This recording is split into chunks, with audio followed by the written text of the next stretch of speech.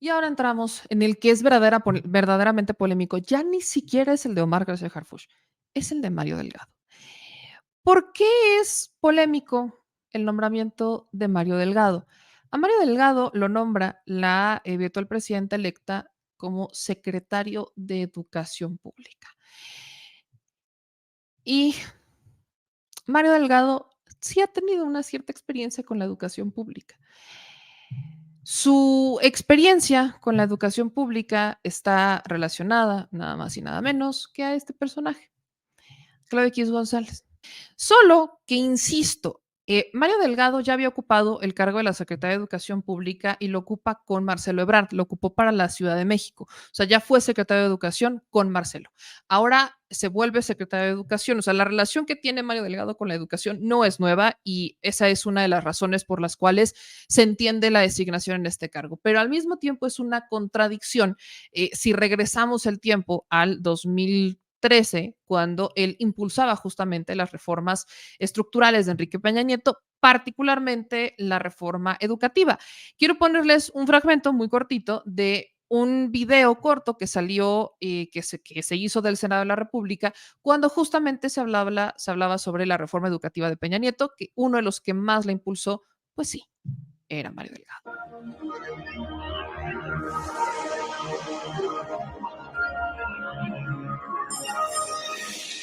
Con el objeto de que la población mexicana concrete un mayor desarrollo económico y social, el senador Mario Delgado presentó iniciativa para reformar los artículos 3 y 73 de la Constitución Política.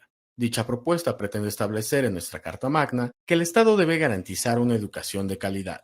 El legislador perredista afirmó que la reforma educativa es la reforma estructural más importante que México necesita. Agregó además que una educación de calidad debe estar basada en el mejoramiento constante y en concretar un verdadero logro académico y seguimiento de los estudiantes. En el PRD estamos muy comprometidos con la calidad educativa, con el desarrollo de los maestros a través del servicio profesional docente y también de un sistema de evaluación de la educación. Específicamente queremos que en el artículo 3 constitucional se señale el derecho a tener, el derecho a la educación de calidad, que el Estado debe garantizar la calidad en la educación. Queremos que quede dentro del 3 constitucional lo que tiene que ver con la evaluación, que construyamos un sistema nacional de evaluación educativa y a partir de ahí, bueno, se tenga al Instituto Nacional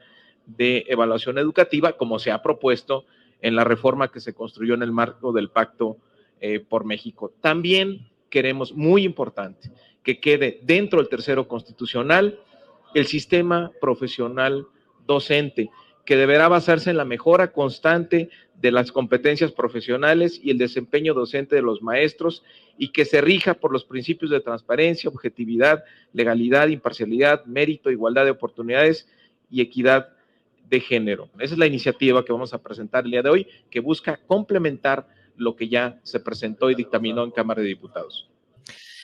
Eso es. Ahora, por aquí había una pregunta muy válida que me hace Guadalupe Guillén. Dice, me gusta mucho tu trabajo, pero creo que estos recuerdos están de más. ¿Tú cambiaste o no? Sí, claro, yo cambié.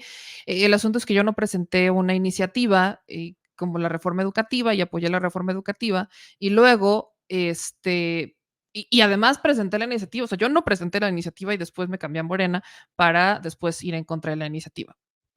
¿A qué voy con esto? No estoy diciendo que Mario Delgado por default vaya a hacer un mal trabajo en la Secretaría de Educación Pública.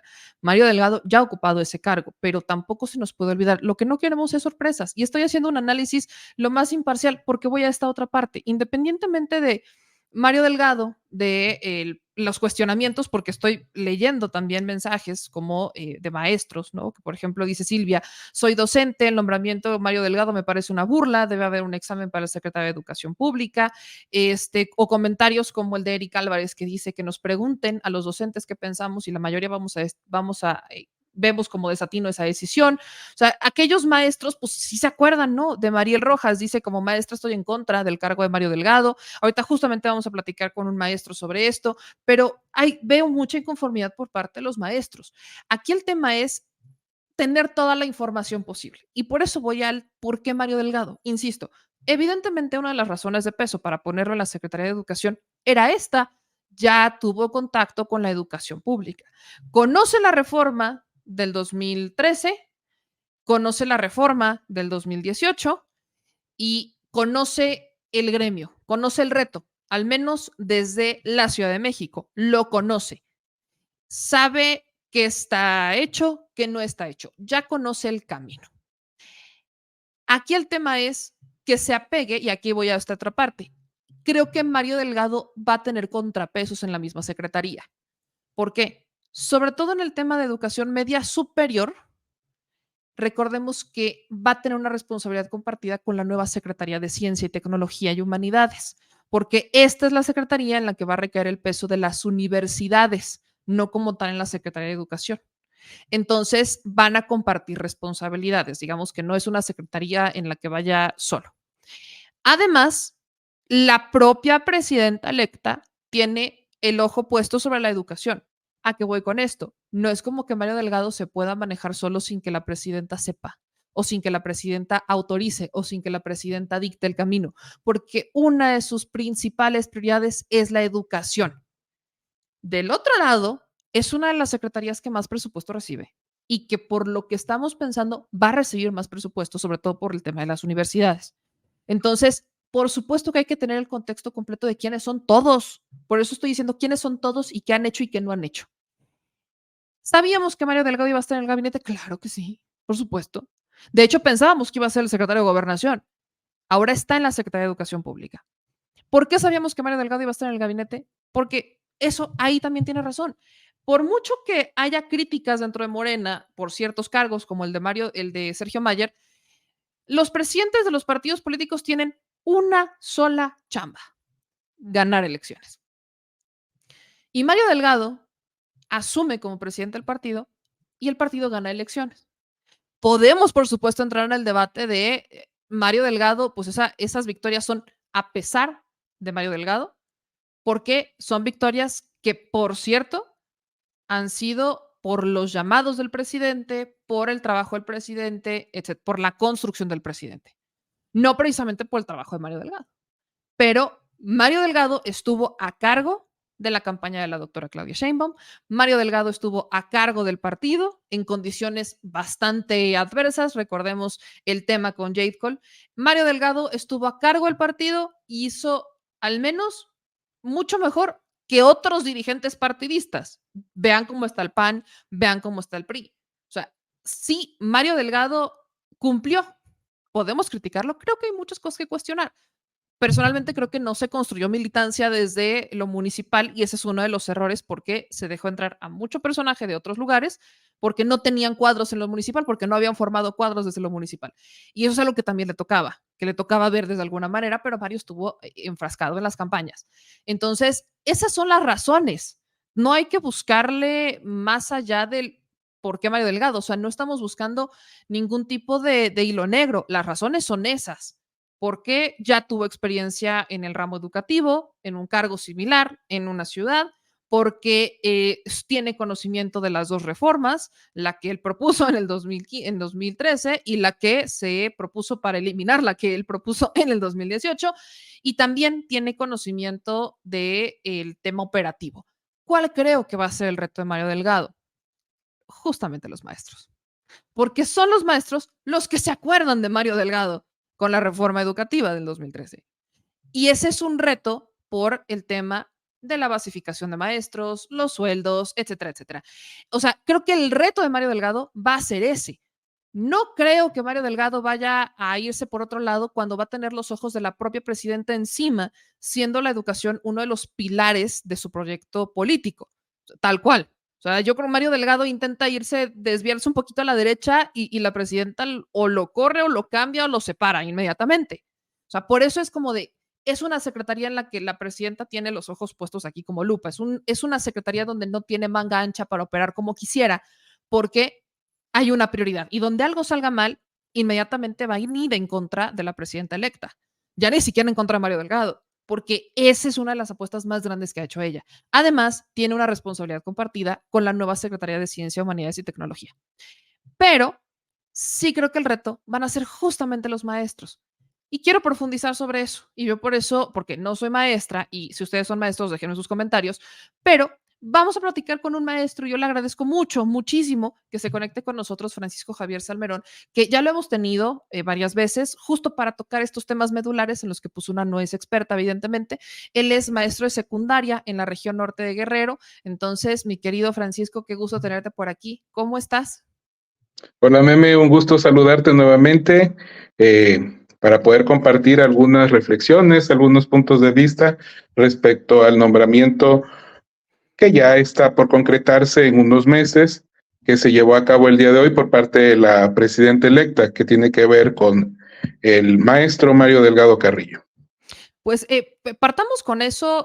Tú eres maestro de la región norte de Guerrero, una de las regiones que lo platicamos en algún momento con la reforma educativa de Enrique Peña Nieto, pues fue bastante golpeada. Los maestros de zonas como Guerrero, Chiapas, Oaxaca, fueron muy maltratados por este sistema que al final no fue una reforma educativa, sino que fue una reforma laboral dentro del sector educativo, en la que al final pues se utilizó para perseguir.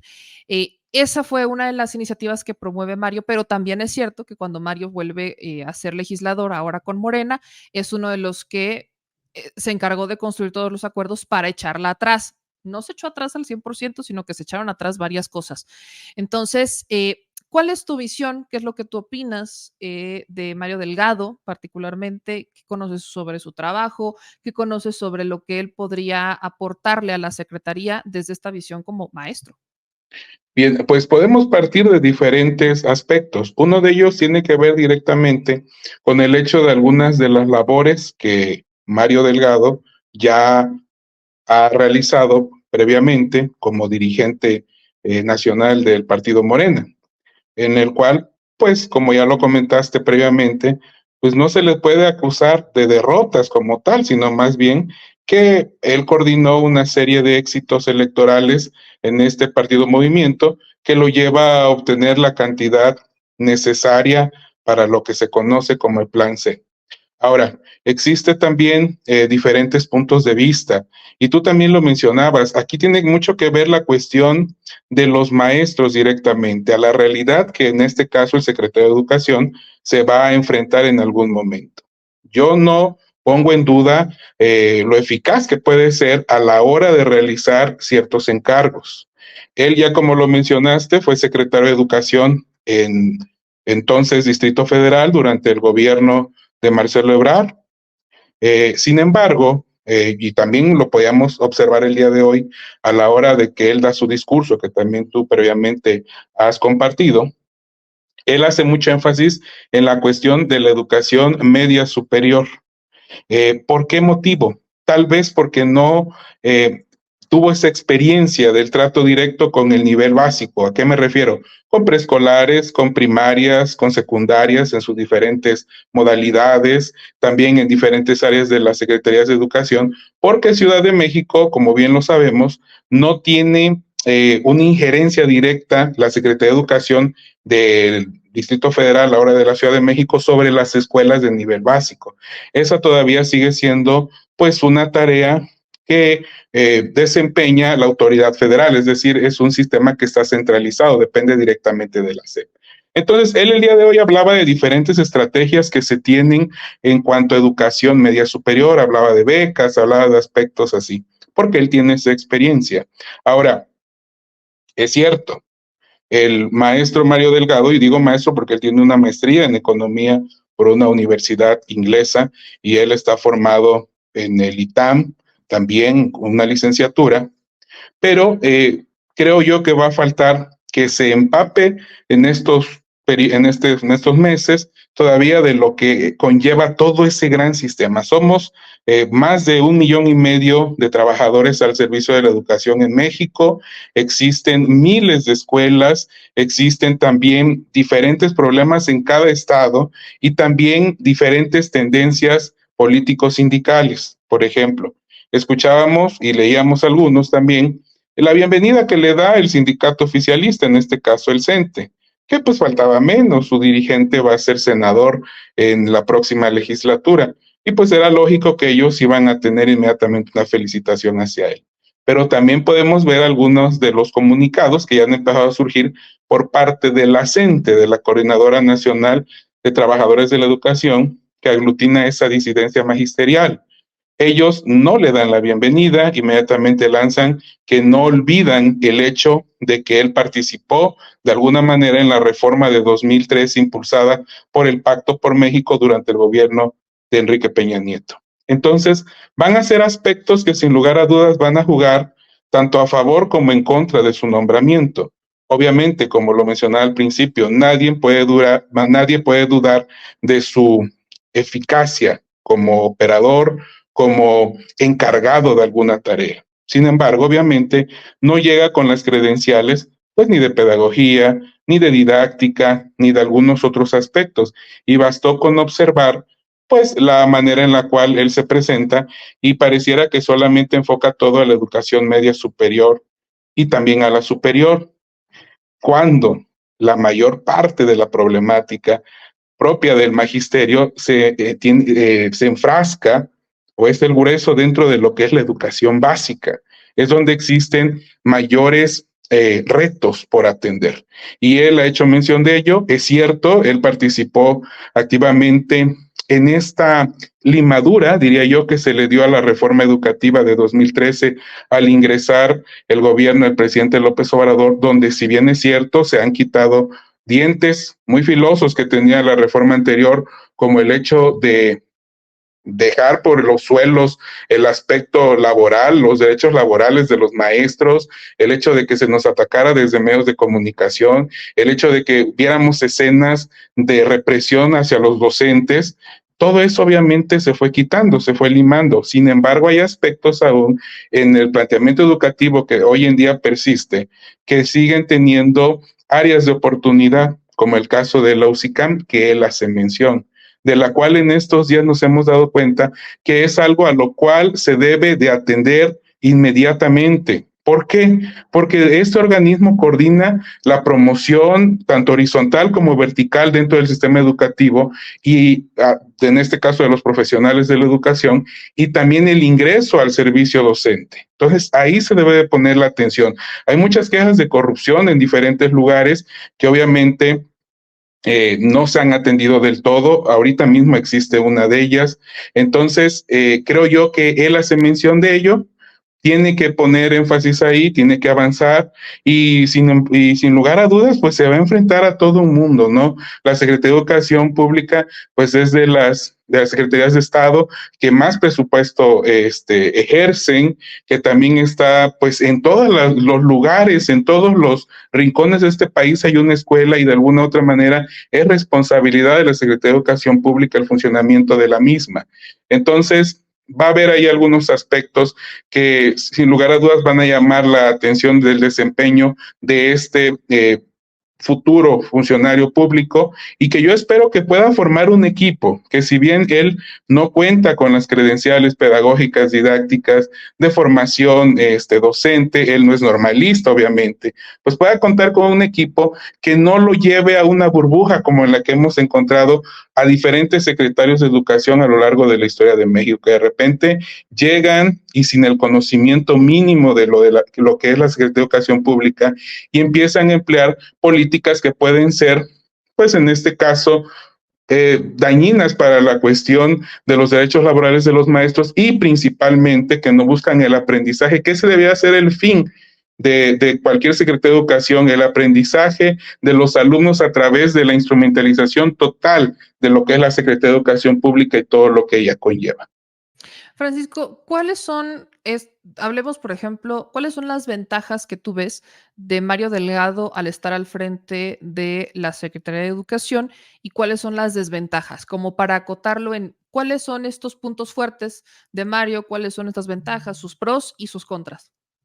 Ok, en cuanto a las ventajas puedo mencionar, como ya lo dije anteriormente, que tiene una formación, pues, en este caso, de un servidor público que ha sido eficaz en las tareas que se le han asignado. Creo yo también que al tener él la dirigencia del partido más grande de México y que ha estado de alguna u otra manera pues, o está, mejor dicho, presente en todas las entidades federativas, seguramente tendrá esa interlocución con diferentes actores políticos dentro del gremio magisterial.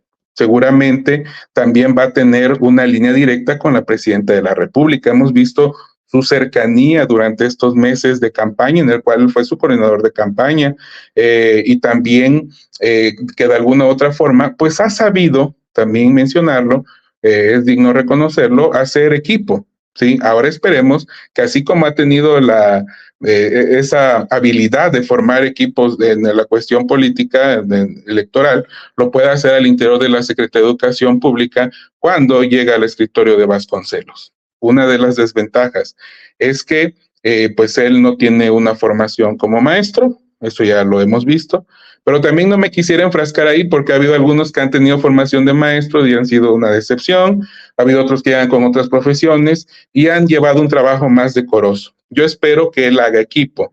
¿Qué otra desventaja pudiéramos ver? Pues su participación que tuvo directamente durante la reforma del 2013. También hay que comentar que no fue él que él directamente promovía la reforma educativa, también como he estado viendo en algunos medios de comunicación, eso también es una mentira. Él propuso algunas adiciones a la cuestión del artículo 3º, que tiene que ver con la reforma, es decir, algunas de sus ideas se incluyeron finalmente en lo que era la reforma educativa. Él no la planteó tampoco. Ahora, en 2019, cuando se hace esta se habla de una derogación que yo diría más o menos parcial o dejar sin dientes la reforma anterior, él participa directamente en ello, aunque sí queda de ver mucho a la hora de haber tenido interlocución con los maestros de la CENTE, le reclaman mucho ese hecho. Entonces, creo yo que por un lado vamos a tener, como ya lo mencioné, pues un funcionario sin lugar a dudas que va a poner atención, yo eso espero, porque también la Secretaría de Educación Pública y todo pues toda esta gran estructura no se puede estar distrayendo en otros aspectos, se tiene que atender y creo yo que va a cumplir en ello, en atender su puesto, pero sin lugar a dudas llega con un gran desconocimiento que yo espero que en estos meses, desconocimiento de cuestiones pedagógicas me refiero, ojalá pueda rodearse de un equipo correcto, llamando a los expertos en cada área y yendo directamente a las escuelas públicas de los diferentes estados, conociendo sus contextos y predicar desde su ejemplo lo que este gran concepto de la nueva escuela mexicana, que en la cual se ha avanzado o este planteamiento se ha hecho después de la segunda mitad del sexenio del presidente López Obrador y sobre lo cual no se debe de dejar de lado. Uno de los problemas que ha ocurrido en México es que cada presidente llega, plantea un modelo educativo, se va, el que viene lo echa atrás, y entonces nunca vemos que haya una secuenciación. Y entonces aquellos que están me refiero a algunos de los profesionales de escuelas neoliberales que quieren ver resultados, ¿cómo los van a ver si no hay esta secuenciación? Y cuando ellos también tuvieron el gobierno, tampoco plantearon un programa educativo que fuera igualitario. Fox planteó algo, Calderón planteó algo, Peña Nieto planteó algo, y nunca se vio porque ni ellos supieron engranar, ni ellos supieron enlazar de un sexenio a otro modelo educativo. Ahorita él ha hablado de una nueva escuela mexicana. Yo espero que haya aspectos que se puedan analizar, se puedan perfeccionar y que se siga avanzando en ello. Estando de acuerdo o no, pero es un planteamiento que queremos ver resultados, que queremos verlo directamente en el aprendizaje de los alumnos en estas nuevas generaciones y que debe de llevar su tiempo. Yo espero que él vaya por esa línea.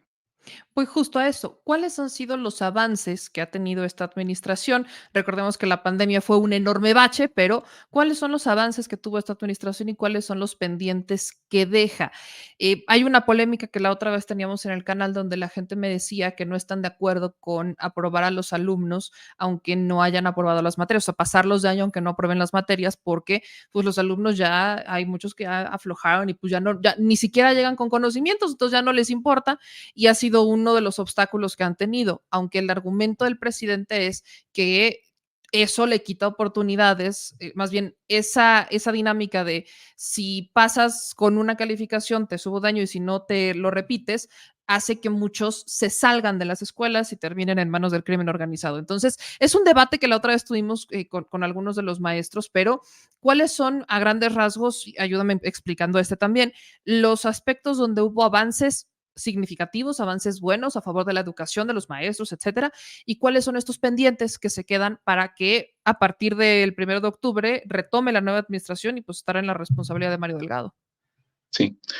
Uno de los avances que yo veo del modelo educativo planteado, conocido como Nueva Escuela Mexicana, tiene que ver con el reconocimiento de los problemas que existen. Eso no, nadie lo puede negar. Se hizo un reconocimiento de ello.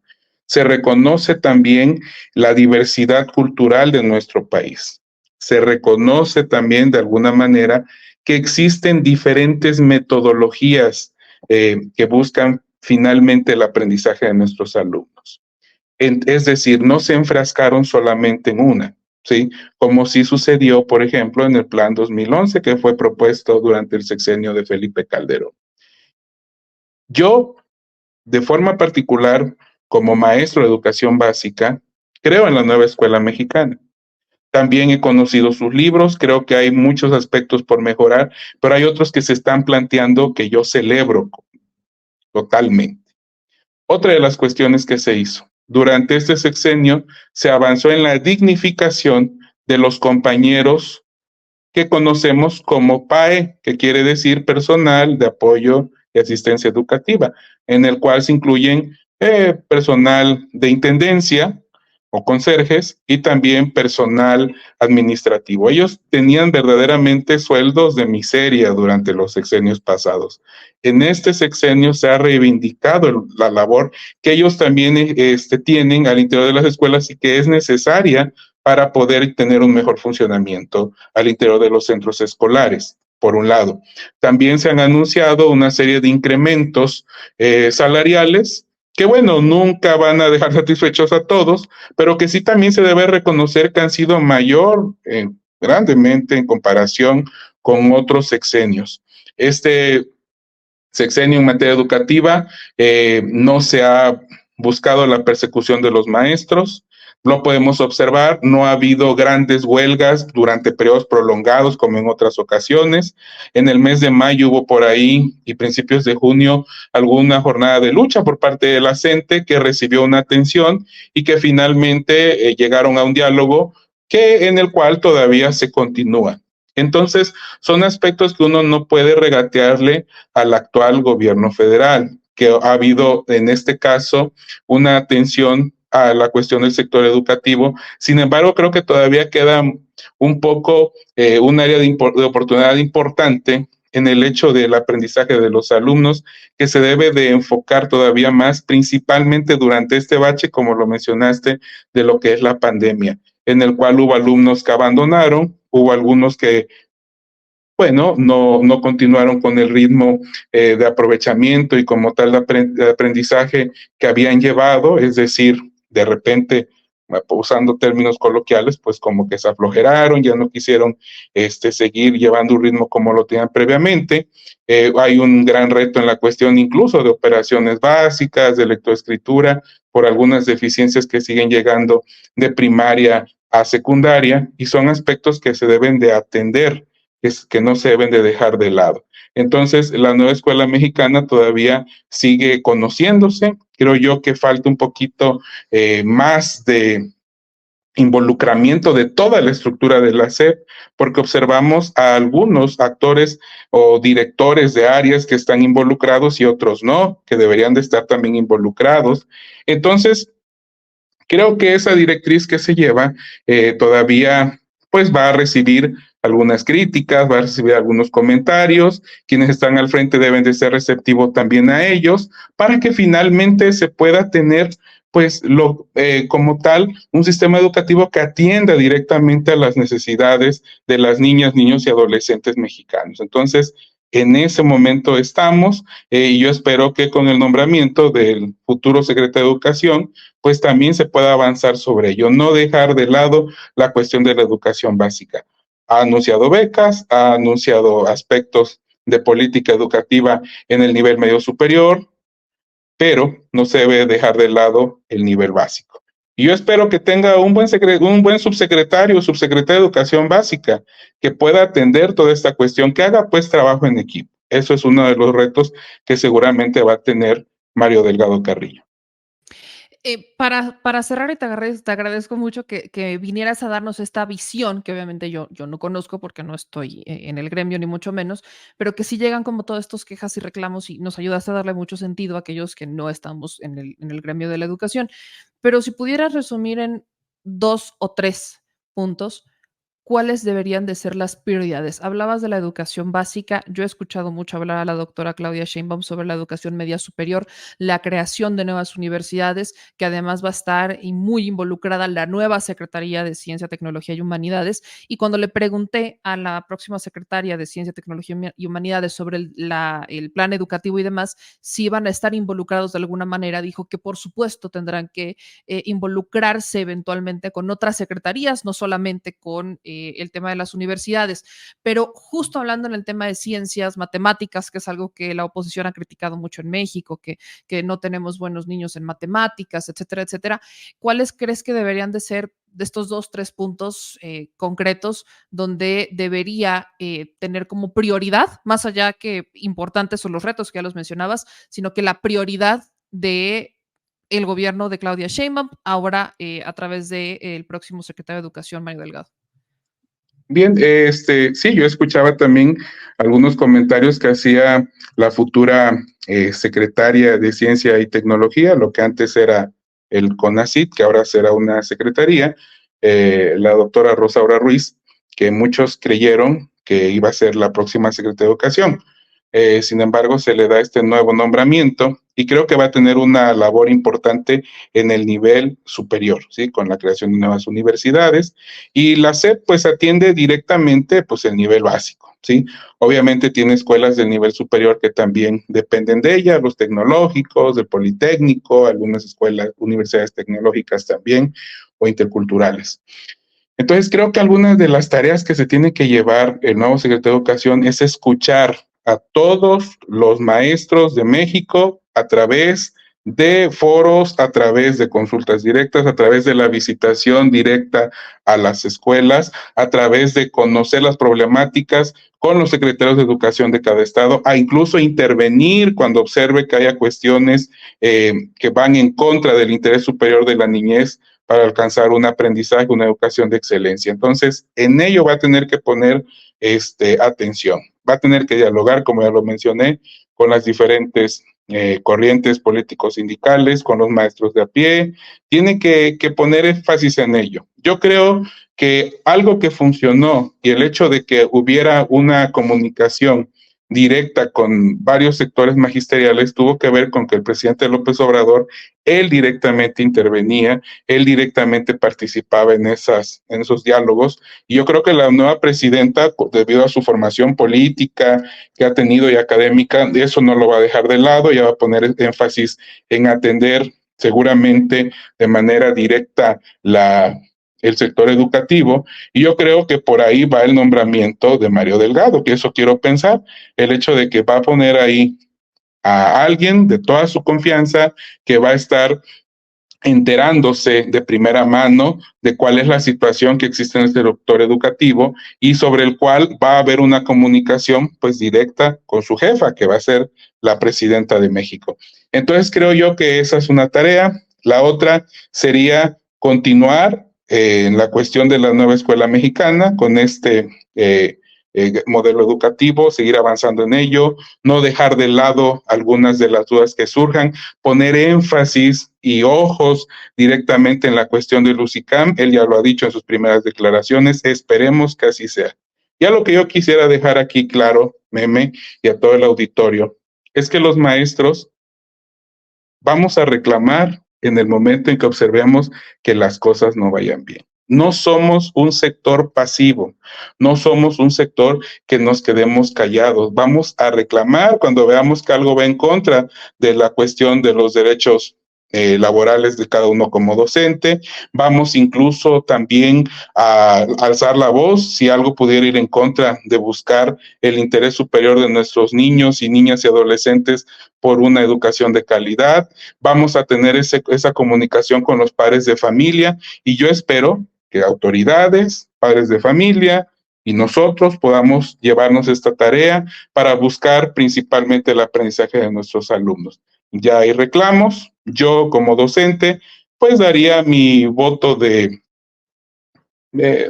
por así decirlo, pues dar mi voto de momento de confianza, de duda, para ver cómo se desempeña el próximo secretario de Educación, dejar que lleve a cabo sus tareas y también en el momento en el que él consideremos que se ha desviado un poco del cauce, levantar la voz, hacer la mención y que la presidenta de la República, estoy seguro, va a poner atención en ello. Entonces, hay que, pues, de alguna u otra manera, en estos meses, poner atención, observar cómo se lleva a cabo esta cuestión, cómo se avanza en el aspecto de la educación en México y que pongamos cada uno de nosotros ser actores dentro de nuestras comunidades de debate, de decir qué áreas se deben de mejorar, qué áreas está avanzando y reconocerlo también. Entonces, yo creo que esto sería una de las tareas que él tendría como secretario de Educación y nosotros como maestros también poner énfasis en ello. Lo vuelvo a repetir, ha sido un funcionario eficaz, ha sido un operador político eficaz. Falta ver la cuestión ahora en el sector educativo, que seguramente va a ser el reto mayor que ha tenido en su vida y en la cual nosotros vamos a estar con especial atención. Pues justo con eso me quedo. Te agradezco muchísimo, profe Salmerón, que pasaras a platicar con nosotros. Ya sabes que esta es tu casa y te mando Gracias. un abrazo muy, muy grande. Un abrazo. Estamos hablando pronto. Cuídate mucho. Hasta luego. Justo me quedo con eso. De hecho, se lo iba a preguntar y hagan de cuenta que me leyó la mente. Voto de confianza, sí. Algunos con dudas. Vamos a ver cómo trabaja. Si hace un buen trabajo, ahí estaremos. Pero donde veamos que se empieza a desviar, aunque sea tantito, vamos a alzar la voz y vamos a protestar porque no somos un sector tibio. Con esa me quedo. Reconocen que ha sido un operador eficaz, pero también van con reservas. Por el momento hay voto de confianza, pero vamos a ver cómo trabaja. Y ese creo que debería de ser el mensaje para todos los del gabinete. Es más, para incluso las que yo me declaro abiertamente fan, que es el cargo de Raquel Buenrostro en la Secretaría de la Función Pública o el cargo de la propia Rosa Isela en la Secretaría de Gobernación, que creo que han sido decisiones muy, muy buenas. Para mí, dentro de muchas decisiones que ha tomado la virtual presidenta electa, independientemente de lo que yo pudiera opinar como ciudadana, no hay cheques en blanco y eso hay que seguirlo fomentando. No hay ningún cheque en blanco. Aquí, entre más involucrados estemos los ciudadanos, mejores resultados se van a dar, porque entonces los políticos saben que los están observando y tienen esta responsabilidad de cumplir. Eso para mí es lo más importante. Incluso pensando en que existe la figura de la revocación de mandato, que la propia presidenta electa dijo que va a hacer exactamente lo mismo que Andrés Manuel, de promover su propia revocación de mandato. Creo que eso es un tema de yo voy a estar, aquí estoy y pregúntenme y cuestionenme y que se rindan las cuentas que se tengan que rendir. Por eso es que hay que hacer sí cuestionamientos, sí críticas, pero también hay que hacer sus reconocimientos cuando existan, cuando sean necesarios, cuando los veamos, cuando sí los sentimos. Y justo lo mismo que decía el profesor Almerón, y esto que le estoy diciendo del cheque en blanco, también debe existir en el tema educativo. Los papás se tienen que involucrar de verdad. Mamás, papás, no les estoy diciendo que ustedes les den las clases a sus hijos, no, no, no.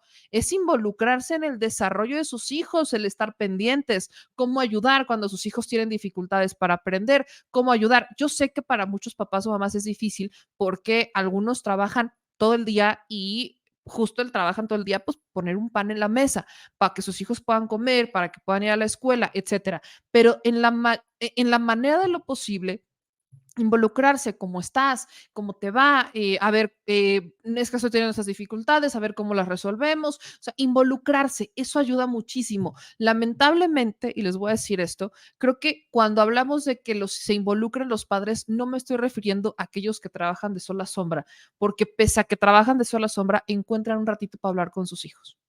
Y esto es irónico. Me refiero a los papás que lamentablemente podrían tener más tiempo para dedicarle a sus hijos y no se los dedican. Lo veo a veces en un círculo con conocidas de la escuela, conocidos de la escuela, que ellos tienen más tiempo porque trabajan bajo ciertos horarios, tienen tiempos para estar con sus hijos y en vez de ir a estar con sus hijos, pues se van de fiesta, se van, y no digo que no tengan esos momentos, creo que son necesarios, pero pues si ya tienen los hijos son una prioridad. Destinarles esos tiempos, que tengan un tiempo de diversión, de recreación, pero también un tiempo para platicar con mamá y papá. Es muy triste que a veces mamá y papá no tienen ni la más mínima idea de lo que viven sus hijos, ni sienten sus hijos, no conocen ni siquiera a sus hijos. Y eso lo digo porque, insisto, es irónico cómo esto ocurre con personas que podrían tener mucho más tiempo para dedicarle a la familia que aquellos que trabajan de sol a sombra porque tienen que llevar un pan a la mesa, que pese a eso encuentran el momento para tener ese tiempo en familia y conocer a sus hijos. Independientemente de cuál sea la situación, yo sé que muchos me ven y dicen, ay, tú no eres, tú qué, tú no eres madre todavía, ¿qué madre sabes? No, no seré madre todavía, pero tuve una madre que se involucró muchísimo y tuve un padre que cuando podía en sus tiempos se involucraba y ahí me buscaban y me decían esto y esto y esto y esto y esto y esto. Y creo que desde ese ejemplo puedo hablar y decir, eso a mí me ayudó muchísimo, sobre todo teniendo trastorno de déficit de atención, que fue diagnosticado apenas hace 2 años, pero pese a que lo he tenido toda mi vida, por supuesto que el tener la atención de mis papás me ayudaba, o aunque sea era como de no la vayas a regar, hija, porque entonces vas a ver cómo te va a ir en casa, independientemente del estilo y demás. Creo que sí es sano, desde una ex estudiante, etcétera, etcétera, creo que es muy sano tener a esta, esta conexión con los hijos. Los que son padres, yo creo que no me van a decir que me equivoco, y los que son maestros, pues me estaban diciendo exactamente lo mismo, ¿no?